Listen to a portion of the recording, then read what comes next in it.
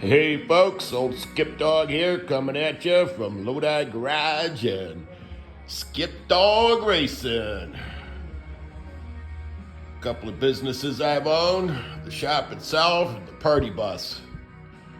So here we got us a Ford New Holland 1949 8 Series.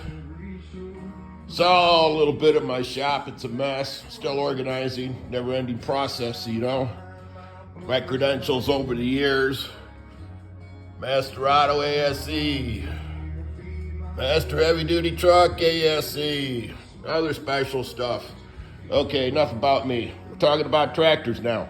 So you're looking to buy a tractor. Maybe you're restoring a tractor. Okay, I'm going to give you a few pointers along the way. First of all, Henry Ford was a genius.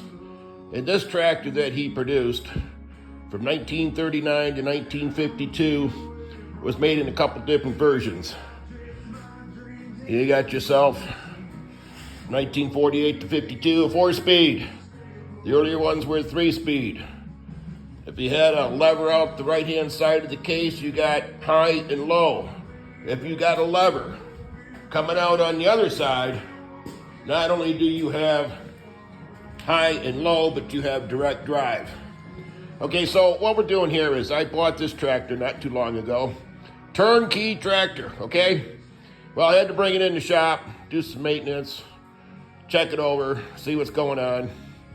So one of the first things I like to do is run a compression check there. That can be easily done by removing the spark plugs, getting yourself a gauge. It's pretty easy to jump that solenoid. At any rate, you want 90 pounds of compression. This engine is no more than 6.5 to 1 compression. So things come off real easy, like the hood. The gas tank is underneath the hood. You got a line to unhook and maybe your headlights, and that's about it. Then you're gonna find yourself a radiator. Boy, if that's not original, I don't know what is. But that is getting replaced with, I'm not even gonna take it out of the box. All right, and there's a brand new aluminum 3-core radiator. Yes, indeed. We'll complement that with a new fan shroud. In my salvage, I picked up a six-blade fan to replace that 4-blade fan. So some things to look for along the way. So we got a pile of stuff here. One of the things I noticed was an oil leak up front. Now, if you got an oil leak up front there, you're going to have to disassemble the whole front end. Yes, indeed. Because you have to get to this here cross member housing thing that's in the solvent tank to remove the balancer, to get to the seal, and to get to the seal, well, now you're going to have to take off the front cover, and it's a 2-piece rope seal. Easy job. Easy peasy. Now, what you want to do, say hi to Bunky. There's Bunky. So this is a few weeks of purchasing parts.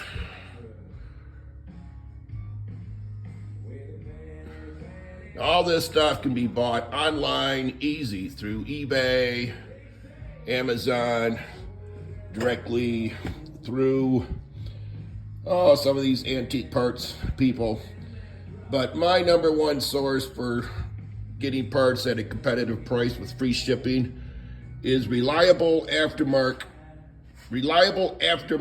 parts.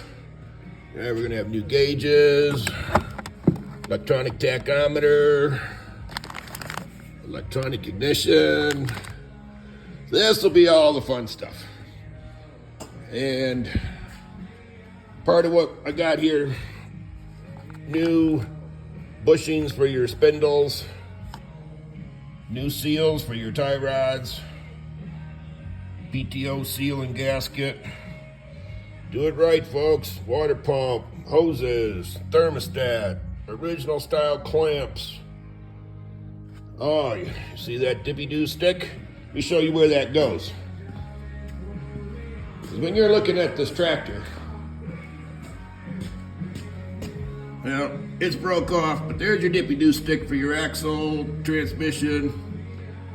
So what you might find when you pull that stick is the ugly color of brown, water and oil.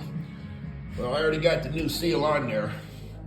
But you look at that tractor you're looking at, if that seal looks like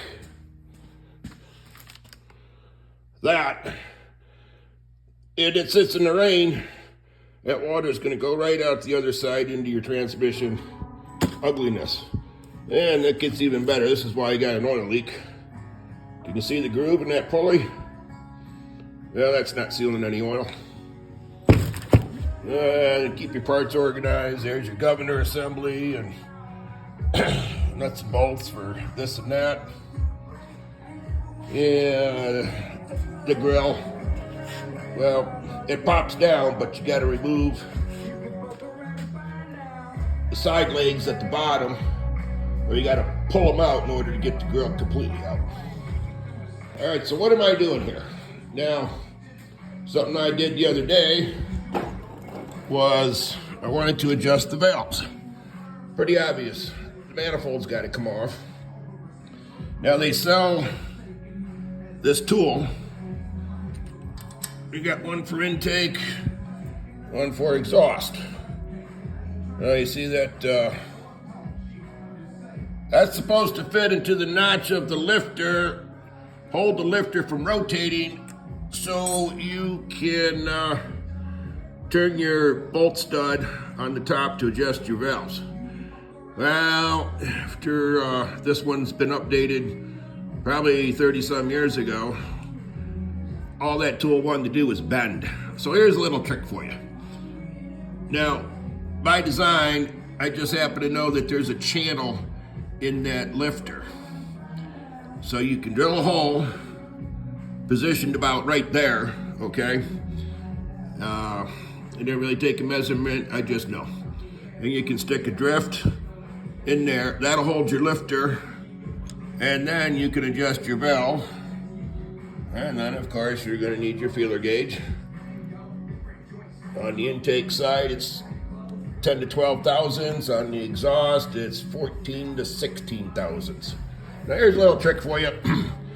There is the only oil port on the engine.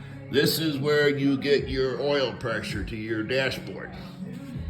Now, if for any reason you completely lost the prime, the oil pump prime on this engine, you will need to fill that hole with oil before starting. If possible, do a pressure fill on that, because that oil pump will not suck dry. It has to be filled with oil. Now there's another way to do it. This is your, see there, 15/16 hex. That is your pressure relief valve for your oil pump. If you pull that nut off there, you're going to have a spring and a plunger. You pull that out of there, don't lose the pieces, and you can prime the engine oil that way. Now this happens to be a front mount distributor engine. 1950, it became a side mount distributor. A lot of people don't understand that front mount, they don't like it. So 1950 on up, you'll find a side mount. Mine's a 1949. I happen to like the front mount. Little tricks I'll share later on. At any rate, this is where you're gonna find those bad seals on your tie rods. This side didn't even have one. And don't forget to look back here where your PTO comes out, because chances are that's going to leak oil. And this is a one-way clutching in here. These tractors are designed without a live PTO. So when you clutch the engine, the PTO is still going to drive your rear tires if it's in gear. That's something else you could look into. At any rate, I did really good because I bought this tractor for less than it would have cost me to buy these brand new tires and wheel rims that are on it. And I'm kind of excited. I'm looking forward to the challenge. It's all going downhill from here. And oh yeah, those bushings go in your front control arms inside of these tubes. Be pretty obvious to shake your spindles and know what you got. And I can guarantee you that your center pin bushing for your front axle will be wore out. And this is what your pin looks like. There's your pin. You'd have to look real careful at it. Maybe you can see the wear in that thing. But these parts are cheap, folks. Just things to do. Don't be afraid of this tractor whatsoever. If you're anywhere mechanically inclined, you can do it. I promise you. All you need to do to know what's going on is you buy these books. You get the Ford shop manual. You pick up the Ford tractor parts catalog. You got repair information in here with part numbers and pictures. And somewhere down the line, maybe you can find the operator's manual. Great tractor, folks. Absolutely great tractor. I'm enjoying what I'm doing. Bunky, he's been also patient with me. All right, that's video number 1. Over and out.